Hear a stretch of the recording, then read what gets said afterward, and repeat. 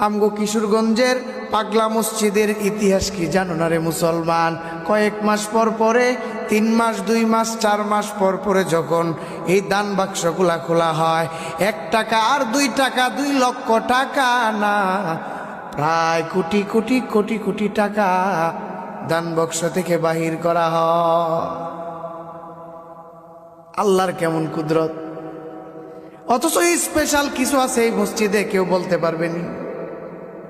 যেইভাবে দালান আছে, যেইভাবে বিল্ডিং আছে, তবে হ্যাঁ, এটা সত্য, মসজিদটা অনেক পুরনো।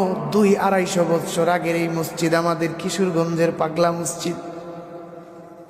পাগলা মসজিদের বড়ই ইতিহাস।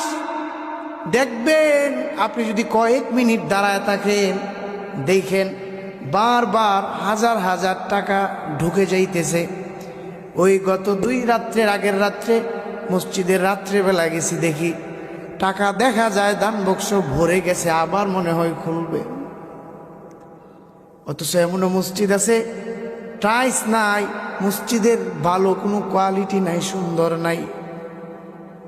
আর আল্লাহর এমন কুদরত, শুধু মুসলমানেরাই এই কিশোরগঞ্জ পাগলা মসজিদে দান করে বিষয়টা এমন না, হাজার হাজার হিন্দু খ্রিস্টানেও আইসা দান করতেছে। হাজার হাজার হিন্দুরা আইসা মসজিদের সামনে চায়।